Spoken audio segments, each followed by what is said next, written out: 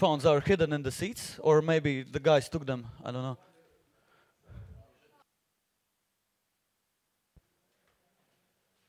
This part of my talk will be about analog journalism, and I'm a very analog guy. I didn't manage to put my presentation in a digital format, so I will be looking at my notes. So just a couple of words about myself. My name is Lucian Kim. I'm an American journalist who's been based in Moscow and Berlin for the last 20 years. I've been focused on Eastern and Central Europe. And currently I'm in Moscow as correspondent for National Public Radio, the American news network. So the title of this presentation is, Did Technology Revive or Kill Journalism as We Knew It? That's maybe a provocative question, and I hope that we can also discuss it when we open up the floor. I'd first like to just talk a little bit about my own experience in analog journalism, because we are so used in our technological world today, sometimes we forget how far we've actually come. So I'm, surprisingly also to myself, I'm 48 years old, and so I'm old enough to remember what an analog world was like, and I think really it's easy to forget. Back then, the knowledge about what was going on in the world, we had it from newspapers, magazines, books, and maybe news broadcasts. But these sources of information were not available on demand whenever we wanted it. You actually had to go to a library, you actually had to go and buy a newspaper. In the West, you were extremely powerful if you owned a newspaper or if you owned a TV network. And in communist countries, of course, the state controlled everything. Here in Latvia, which was then part of the Soviet Union, forbidden books had to be smuggled into the country, or some people made homemade books, so-called samizdat, copying books at home and then distributing them. And I think that's really about as analog as you can get. A lot of people today, I think, feel nostalgia for this analog world because they think it was a simpler world, it was a lot slower, but I also think it was very limiting. I grew up during the Cold War. I was actually very interested in what was going on behind the Iron Curtain, and as a curious kid, it was almost impossible to get good information about what was going on in the Soviet Union. When the Iron Curtain came down, I was a student and I did a lot of traveling in Eastern Europe, and I remember I was in Budapest. I met a young American journalist, and he worked on this huge East German typewriter, and he filed his stories to his editors in Chicago by fax. That's just about 20, 25 years ago. I was really inspired by this. I thought it was really kind of a romantic lifestyle, and I decided I also wanted to become a journalist. And I enrolled in journalism school at the University of California at Berkeley, and which at that time was really a state-of-the-art journalism school. We had a computer lab, it was filled with Macs, and not everybody had a laptop. I mean, I, for example, was just too poor to even afford a laptop. That's, again, this cost barrier to the digital world. At the time, newspapers were beginning to go digital, but not very much. And at Berkeley, we had access to this amazing resource. It was called LexisNexis. It was basically a database of newspaper articles mainly for law firms. And you could put in any search word, and it would give you all the articles that had been written on this subject in the American press, or also in the foreign press. And at the time, it seemed like magic. I mean, now today we do dozens of Google searches every day. It's no big deal. But back then, access to this kind of resource was actually cost a lot of money.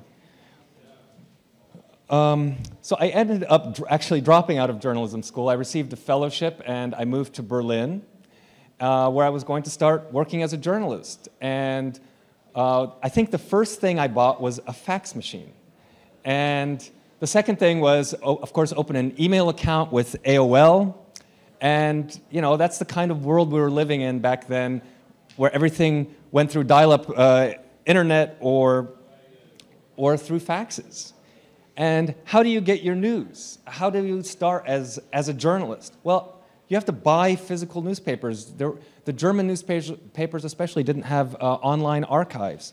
And so every day I bought several newspapers, and when I saw something interesting, I cut it out, again, very analog, and I put these clippings in files, physical files, and soon my very small apartment was filled with all these boxes of files. But that was the only way of even having any kind of archive, was by having a physical one.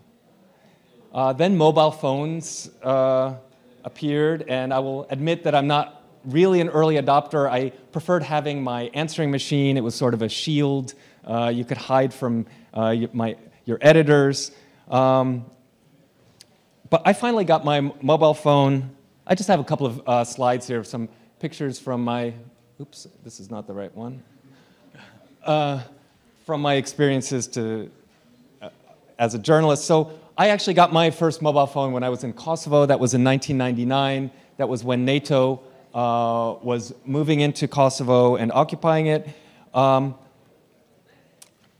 had a mobile phone, but it was still very hard to file stories. I remember in the Grand Hotel in the Kosovo capital, there was one phone line at the reception desk that journalists could use to send their stories. And of course, photographers, their pictures, which always took a very long time.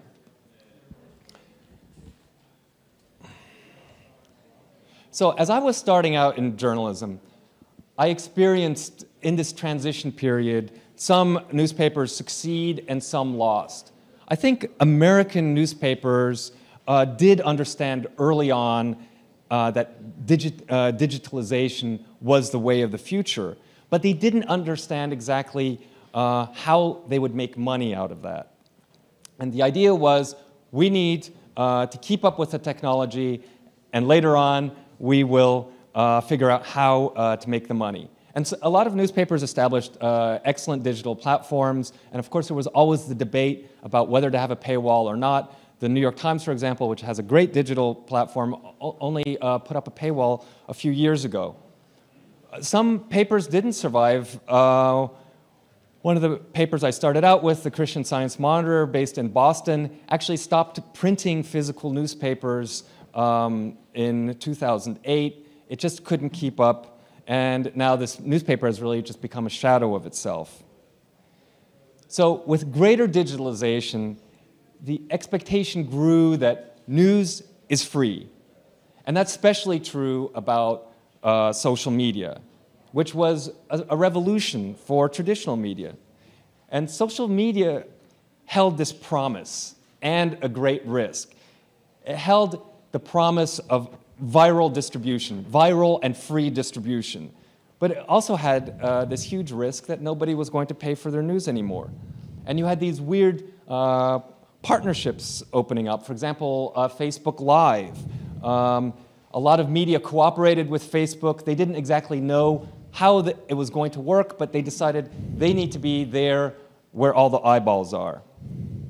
Another development was, of course, just absolutely new media sources appearing. Some used to be blogs. In the US, we have Talking Point Memos, which used to be a guy's blog, and which is now a legitimate news site on political news. So in other words, basically anybody, any person could become a news source.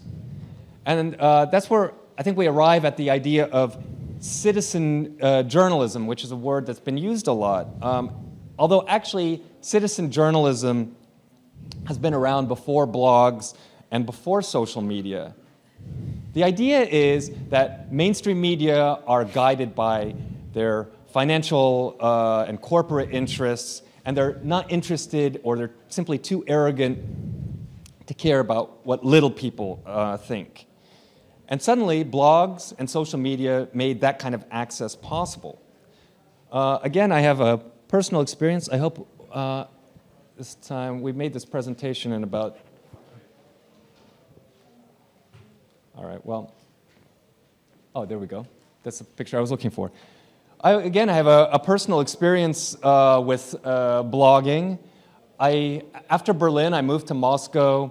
I worked for the Moscow Times, then I worked for Bloomberg, and at some point I got sick of working for a news agency, and I quit, and I moved back to Berlin.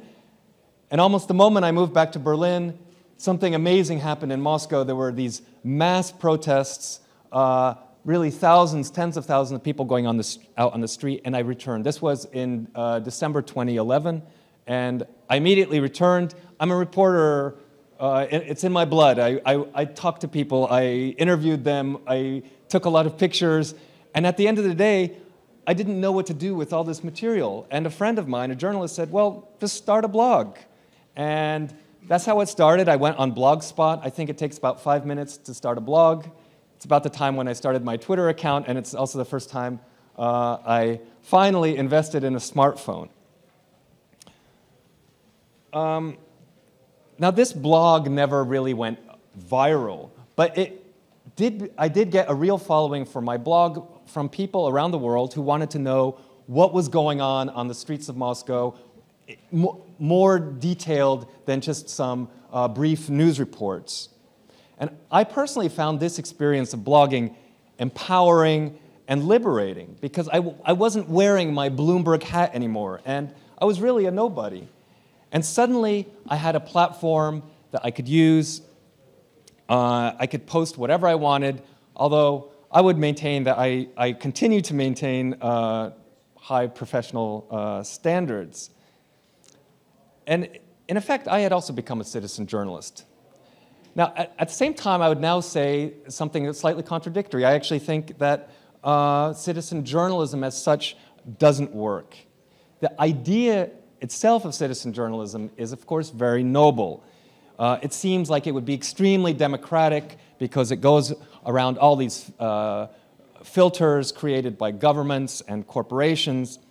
But in practice, it has really skewed or distorted the way that people see the world. And of course, there's no Bible of journalistic standards. But when you're working without any kind of standards, the end product might be kind of entertaining, but it's probably not going to be very factual.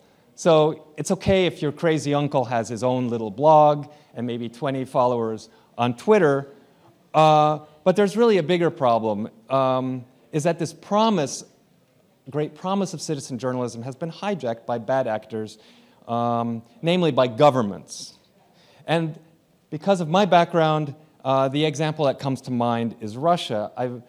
I've worked in Russia for a total of 10 years, and for a long time, the Russian government was really quite a reactionary force. It ignored the internet. It didn't care what was going on in the internet. And I think it was a bunch of old guys who didn't understand really what was happening. President Putin understood very early on the importance of television, and that's why he made it so important it was so important for him to take over all the national TV stations in Russia and then to found Russia Today as a way of competing with global media such as CNN or BBC. So when these protests broke out in 2011, bloggers and people blogging were really a driving force behind getting this many people out on the street. And that's the moment when the Russian government realized that something was happening beyond the state media, and that they were really missing out on a very large part of the population, namely young people. That's about the time when the Internet Research Agency in St. Petersburg was founded, the famous Troll Factory, and their idea was to change the conversation in online forums and in the comment sections in media. Later, they turned to Facebook. They started Facebook pages and Facebook groups, what we saw in 2016 as the election interference in the US elections. So by the time of the 2014 Sochi Winter Olympics, the Russian government had really convinced itself that the West was using a so-called hybrid warfare against Russia, and that one of those weapons was information warfare, or what they call disinformation campaigns. because up to that point, really the Sochi Olympics were President Putin's greatest triumph. And Western media and Western governments, they weren't talking about how great these Olympics were. They were talking about LGBT rights in Russia. They were talking about corruption and waste and incompetence. And Putin understood this as a coordinated attack against him. Then came the bloody attack, the bloody days on the Maidan. Oh, this one is, in fact, upside down.